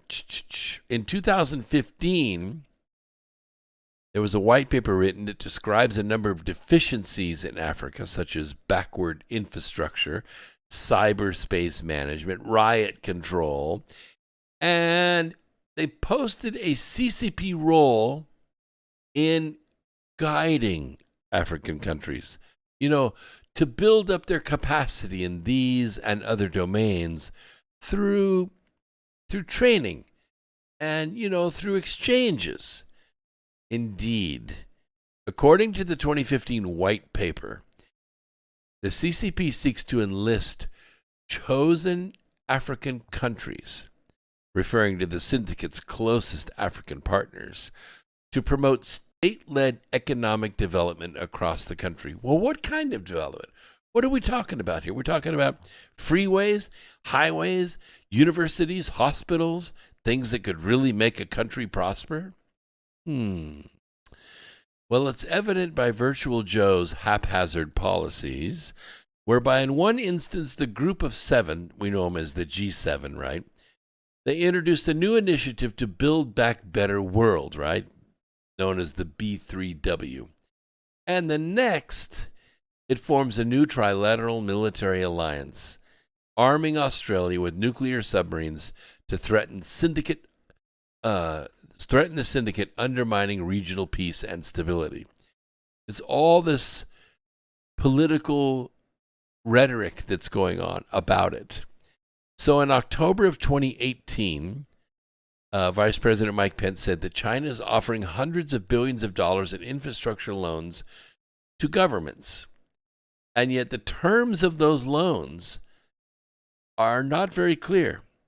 And the benefits, they flow overwhelmingly to the lender, to CCP. President Donald Trump understood what was happening all too well. And believe me, President Trump is not a friend to predatory lending. The fact that millions living in developing countries are trapped in a cycle of poverty and exploitation through policies implemented by the International Monetary Fund and the World Bank, arguably the two most corrupt financial institutions that have ever existed. And this legacy of extracting wealth through debt and through slave labor is what the global syndicate has been doing for thousands of years. That's what they're doing right now. Once the Democrats gave the CCP the weapons, the the space and cyber technology necessary to make its army capable of matching America's, they took over where the IMF and the World Bank left off. They are now in position to conquer the world without firing a shot. Africa is one of the richest countries in the world in terms of natural resources, and it's still a begging bowl, a result of the syndicate's extraction program. And keep in mind, when the bioweapon was designed, it was designed specifically to take out African genetics. Africans were targeted with this bioweapon specifically. What they did not count on was that Africans in Africa are also being assaulted with malaria, typhoid fever, all kinds of other diseases, and ivermectin and HCQ is prevalent, like aspirin, in that country. And the CCP didn't count on that being effective. These highly supercharged immune systems, plus the two compounds that play havoc with coronavirus. And lo and behold, Africa didn't die. Less than 6% of its population has been vaccinated, and yet they live on. They don't have a pandemic in Africa. And so what the Chinese really wanted to do was, I'm sorry, not the Chinese, the CCP. What the CCP wanted to do was to have everybody in Africa die, so the Chinese could just move in and take everything over, because they know so much better how to manage it anyway. The leaders of these African governments, you'd think they would stand and defend their people, but they don't. They're offered foreign loans and personal wealth to sign them. And if they refuse, they're just deposed or they're killed, just like that. Just look at what happened to Ukraine during Obama's presidency. You remember Yanukovych? You remember him? You remember he would not sign the EU's loan agreement? Putin called up and said, no, don't sign that. We'll give you natural gas. Don't sign that EU loan, because then the EU will be able to take over your country when you don't pay the debt. They'll be able to move their armies right up on our doorstep. So McCain and Kerry and Victoria Nuland, they brought in assassins and they shot 100 Ukrainians to death, and they sent Yanukovych into exile. And that's where Ukraine is today. And now look, good old Putin wants to take over a section of it. Just to give you a history lesson, because this is where the past meets the future here on this program. Ukraine has been part of Russia since the year 1760. 1760, that's a long time, before this nation was ever even a nation. Yeah. Ukraine has not been a country, a standalone country. It's not used to it. It's used to being part of Russia. You see, the plan, what was going to happen in Ukraine, is they were going to plunge the country into debt beyond its foreign currency earnings. When it was unable to pay back the loan, the creditors sent in the IMF to lend it money to pay its creditors. And now the IMF is the International Monetary Fund. And now it's in a controlling position. It's going to apply austerity measures, cutting back public services, public pensions, and sell national resources to foreigners. Who? Not Russia, Europe. Europe was going to buy the loan. Yes. And by the way, the exploitation doesn't stop there, but rather the West, which was John McCain and John Kerry, they pushed a policy on these third world countries of abandoning food self-sufficiency and producing one or two crops for export, just like the British did hundreds of years ago to the Scots and the Irish. They grew potatoes, and lots of it, enough to feed their country.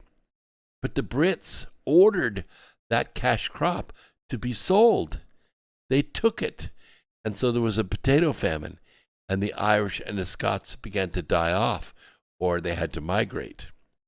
That's how they've done it for a long, long time.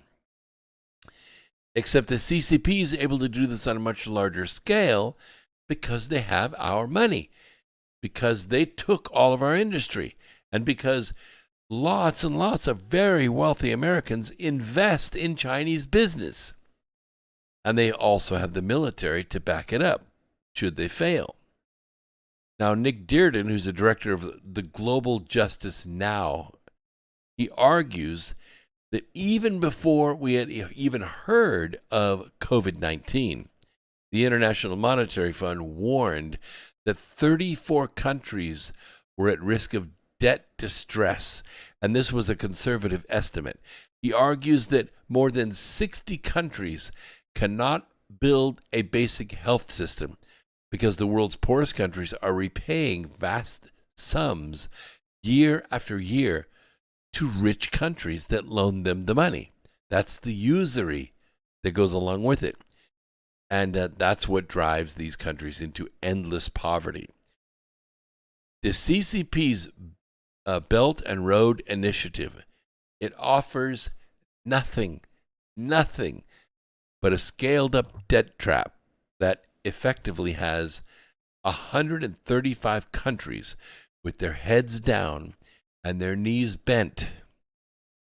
The CCP's rapid development and supply of U.S. money from exports has set a precedent for trapping cash-strapped nations. China has spent $85 billion in development finance and provided the much-needed assistance during the COVID-19 pandemic. What do you think they got in return? They got loyalty. It created and deployed the bioweapon using its own Chinese migrant workers as the carriers. And then they provided trade and economic cooperation for countries and sanctioning and blah, blah, blah, like Iran and Cuba and Syria and Pakistan and Venezuela and Russia, forming what we call BRICS, BRICS, which stands for Brazil, Russia, India, China, and S is the plural, so it's 134 countries after that. I know the S stands for something. I think it's Syria, but it may be another country. China's policy of cooperation and partnership has been sold as delivery from Western financial institutions debt trap, but that is just the sales job. Somebody's texting me, "No, Stephanie, I cannot take a call on this program. There's no call board on this program." I have wanted to set one up. I may set one up eventually, but this is a 2-hour program, goes pretty fast. You could text me your question, and I will answer it on the air. How about that? That'll work really well. Virtual Joe and his gang of criminals, they are totally oblivious to America's declining importance on the world stage. They don't get it at all. If they do, they don't care because they're personally being made wealthy. The CCP control of the global media empire narrative has turned liberty and freedom into weakness and inequality. You know it. You hear it every single day.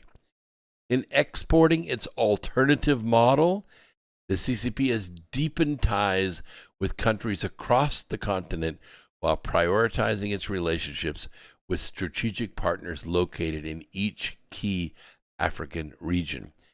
And I got to tell you, Earth Explorers, the Africans don't like it. They don't like it. If you go to South Africa right now, if you can get there, guess what you can't do? You can't be out on the streets after 8 p.m. 8 p.m. there is a curfew. If you're caught out after 8 p.m., you go to jail. Do you know what that does to commerce? You know what that does to commerce? That everybody has to be out, fed, and home by 8 o'clock? It kills it. It destroys it. The streets are empty before the sun goes down. It's awful. A key tool of Chinese influence in Africa is, and we see this all the time, we especially see it in very large global corporations. I can't say any more than that, but I'm just telling you. They have party-to-party training all the time, training. China uses this to spread its model of authoritarian state-led development on the continent.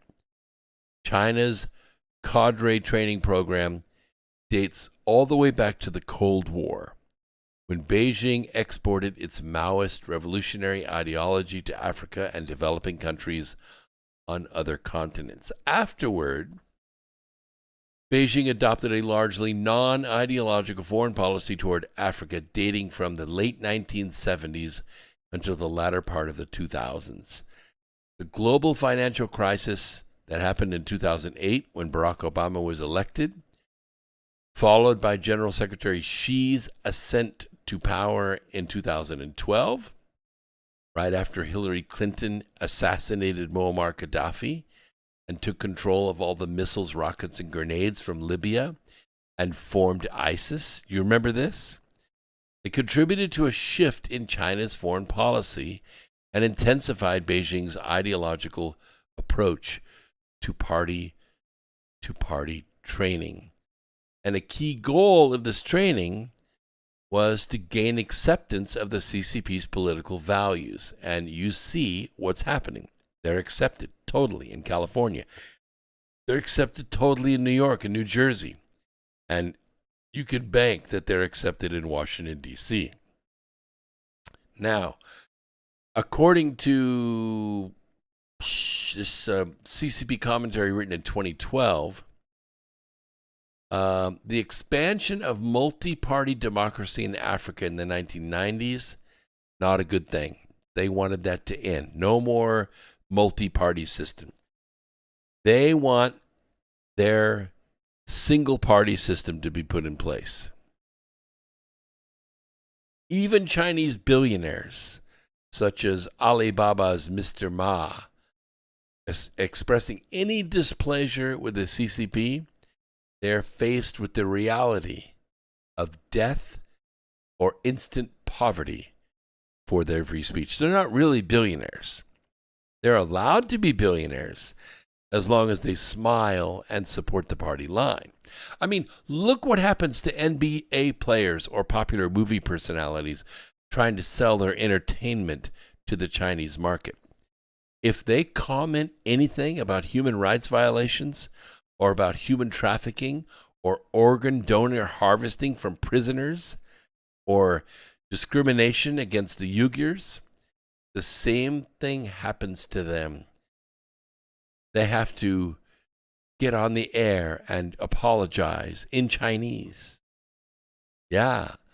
Although the current trainings are not as ideological rigid as those in the Mao era, they do retain ideological content and serve as optimal venues to convince African states of the superiority of the China state-led development model of governance. African party participants receive lectures and training on a wide range of topics. We see it all the time. The CCP's model of state-led governance to China is more controversial international positions, such as Beijing's vast territorial claims in the Indo-Pacific region, Taiwan, the South China Sea, islands going all the way up to Japan, right? Training on governance is in line with this 2015 white paper. It stresses the CCP's training of African partners, the authorized version of law enforcement and judicial procedure, hence the reign of the judges. See, they write the laws, and then they put the judges in place to implement the laws and enact the enforcement actions.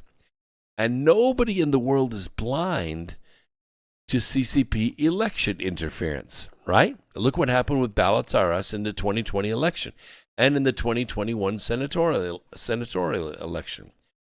To protect its interests on the continent, China has become brazen. in its interference in African domestic policies and politics and sovereignty. Beijing's actions are in stark contrast to what it actually says in public, non-interference of other countries' internal affairs. Far from it. China's political interference supports sympathetic elites, yes, and has included meddling in elections and threatening to cut off nations with governments that oppose Chinese policies. No support, no campaign funds, no social media coverage, no interview requests, no money for signs, t-shirts, hats, balloons, all of which are made in China. And especially no supply of pre-voted counterfeit ballots with your name selected.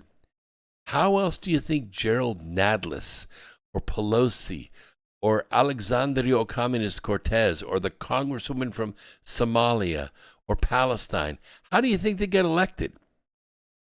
It isn't by votes. It isn't by real people voting. And if you think nobody's watching, you are sadly mistaken. They're watching this program right now.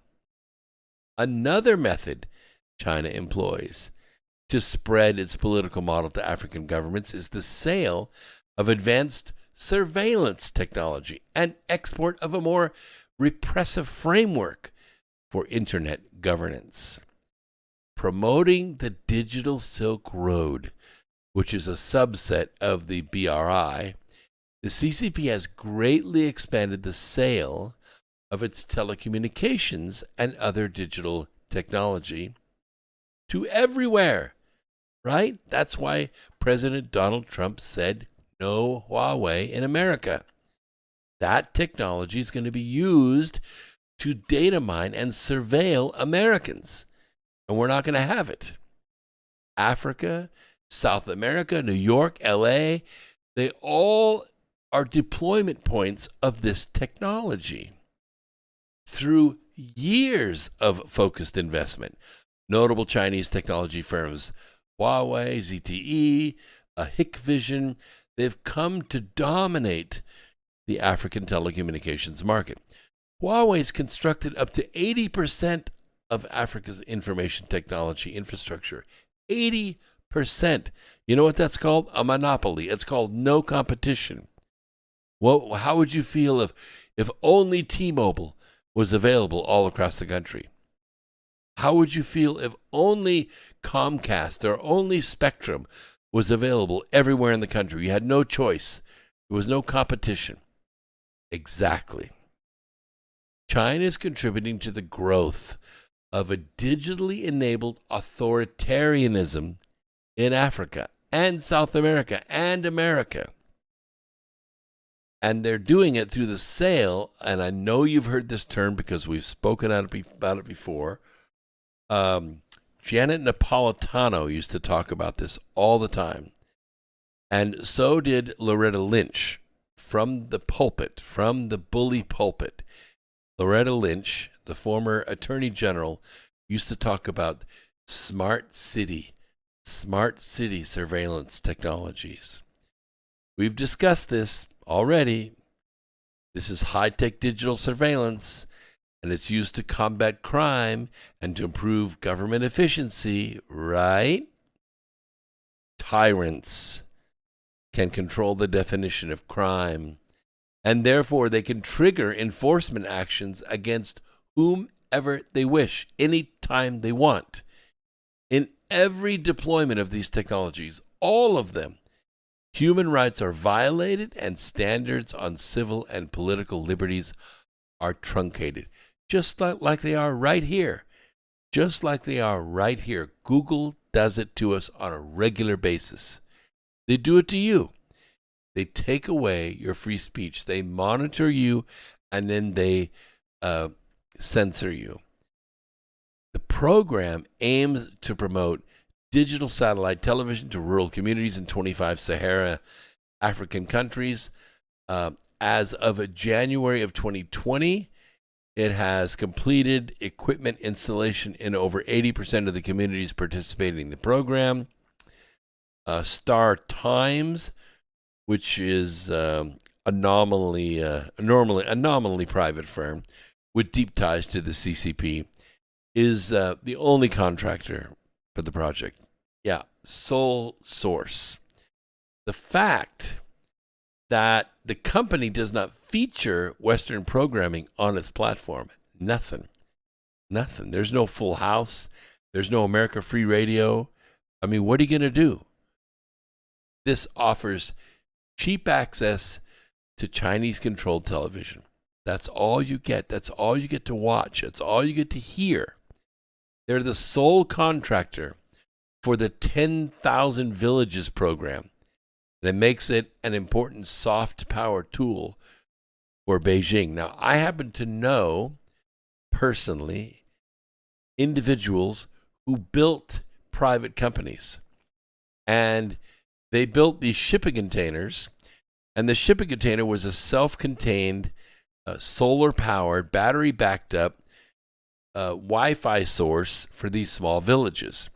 So what would happen is people with their phones or their tablets or their wireless computers, they could tap into the feed from the antennas from the shipping container. So these villages would have Wi-Fi, all right?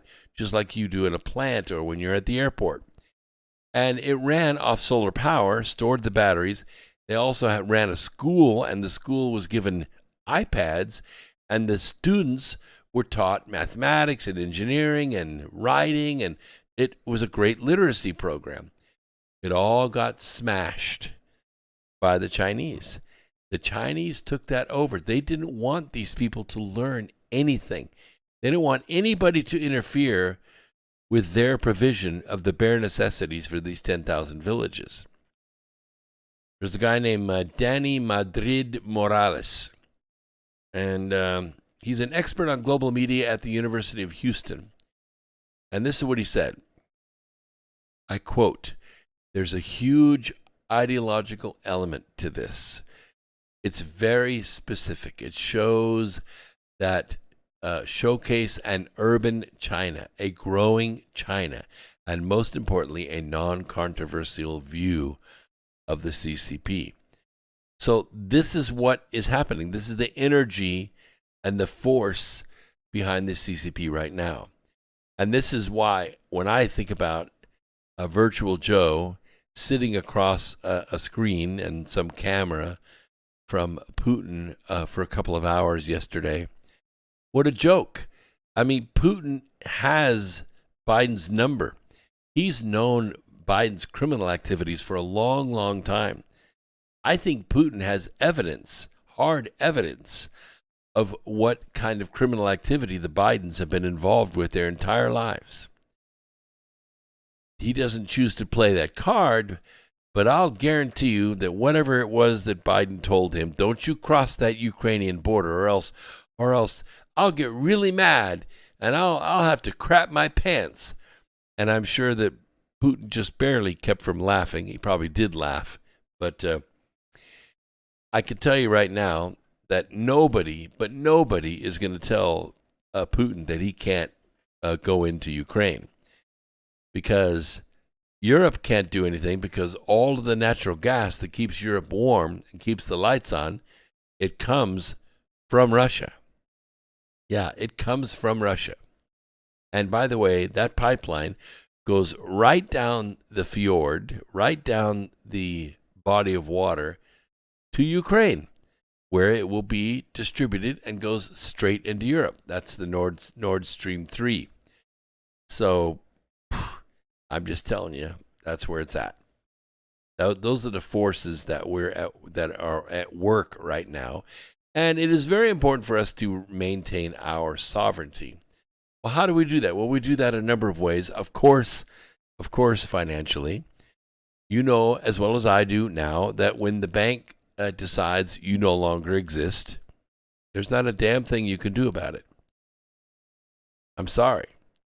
One day you say, oh, I have this much money in the bank. And the next day, you don't even have a bank account. You can't write a check. You can't draw a dime out with your card. You can't access the money. You can't borrow against it. It's not yours anymore. It belongs to the bank. And you're never going to get it back. You might as well just kiss it off. So the bank has decided you don't exist anymore. I'm sorry for the inconvenience. How do you become sovereign from that? You have to be sovereign from that by having assets on hand that are tradable. Ammunition, alcohol, silver, gold, things that are tradable right away for things that you have to have. Food, shelter, mortgage payments, car payments, insurance, blah, blah, blah, all that stuff. Now, do you have to support yourself forever? Hopefully not. But hopefully you can get back on your feet and earn the money and replace the money that the bank stole from you. And, Baba Susie, that's right. Putin is not stupid, but he's also comes from his KGB days when the Soviet Union was the big boy on the block. And I'm sure he and his other hardline friends are pretty pissed off that the Soviet Union got tricked into driving itself into bankruptcy. How did that happen? Because the same thing happens with all communist outfits. They constantly have to expand or they die because they consume all the money in their organization. So the only way that they can survive is to consume more money outside of their organization, because communist nations cannot survive. They don't make enough money to get through the week. They have to steal from someone else. That's why they constantly expand. And that's what the CCP is about to do. You know, the CCP was forced to buy out Evergrande, which is the largest real estate bonding company in China. Do you think those homeowners that have those loans in Evergrande are happy about that?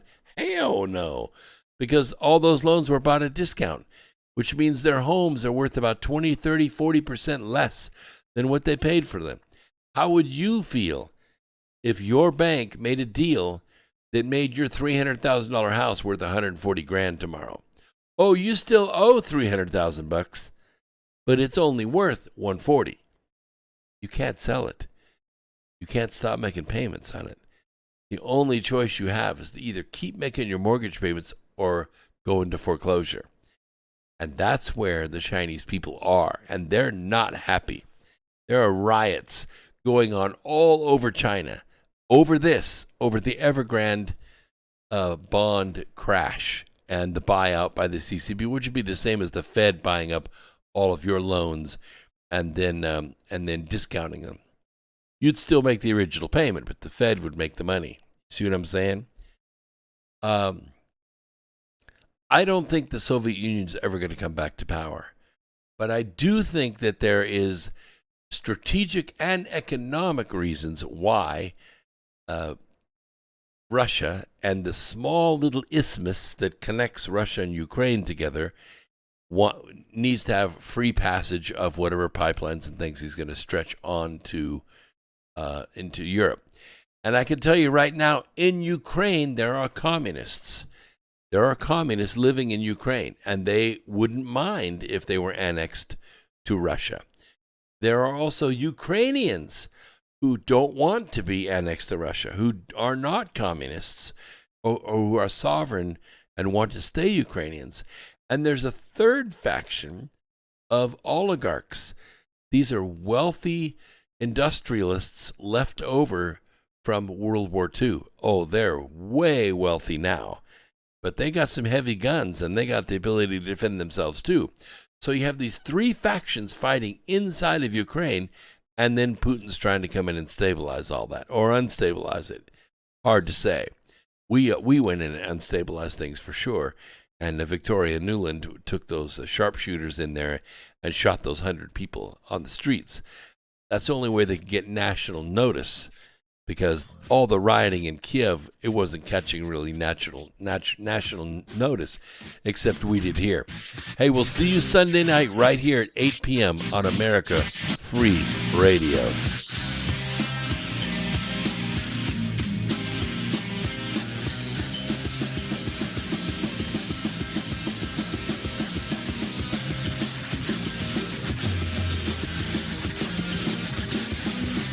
Thank you for listening to Revolution.